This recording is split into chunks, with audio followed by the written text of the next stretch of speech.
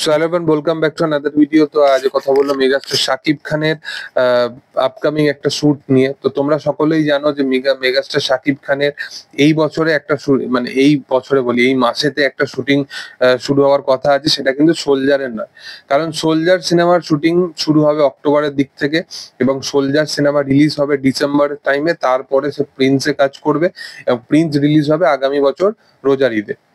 তো দুটো সিনেমা তার পরপর ট্র্যাকে আছে, কিন্তু শাকিব খানকে এই মাসেতেই, এই চলতি মাসেই একটা অ্যাড শুট করতে দেখা যাবে, যেটা টিভিসির একটা অ্যাড শুট। এবং যে অ্যাড শুটের জন্য শাকিব খান ইটসেলফ পারিশ্রমিক যেটা নিয়েছে সেটা প্রায় 2 কোটি টাকা মতো। তার মানে বুঝতে পারছো যে বাংলা ইন্ডাস্ট্রির কোন পর্যায়ে শাকিব খান বা মেগাস্টার শাকিব খান দাঁড়িয়ে আছে। সে চাইলে সেই জিনিসটাকে যেরকম হোক বা যেভাবে হোক রেপ্লিকেট করতে পারে, বাট সে সেটা করে না বা সে সেটার ভুল ফায়দা তোলে না।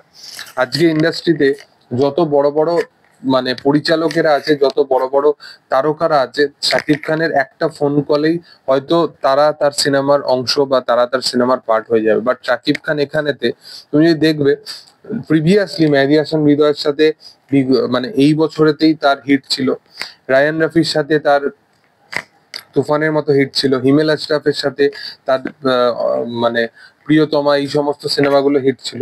তারপরেও শাকিব খান কিন্তু নতুন নাম বাছাই করে নিল, যেখানে শাকিব ফাহাদ বা শিরিন সুলতানা বা আবু হায়াত মাহমুদ, এই সমস্ত নাম যারা ইন্ডাস্ট্রিতে একদম প্রথম কোনো স্টেপ রাখতে চলেছে বা প্রথম প্রযোজক, যেমন রিয়েল এনার্জি প্রোডাকশন, মেহেদী হাসান হৃদয়, এরা সব প্রথম হিসাবে শাকিব খানের কাছে আসে এবং শাকিব খান এদের সবাইকে কিন্তু সুযোগ করে দেয়। ইন্ডাস্ট্রিতে ভালো ভালো মানুষগুলোকে নিয়ে আসার পরিকল্পনা করে, যারা ভিজুয়ালি খুব ভালো ভাবনা চিন্তা করে এবং একটা হাটকে একটা কিছু নিয়ে আসে। আজকে ইন্ডাস্ট্রিতে ভালো প্রযোজক পরিচালক যদি আসার পরিকল্পনা রাখে এবং বড় স্টারদের অ্যাপ্রোচ করে, তবেই তারা কিন্তু সেই জায়গাটা অর্জন করতে পারছে।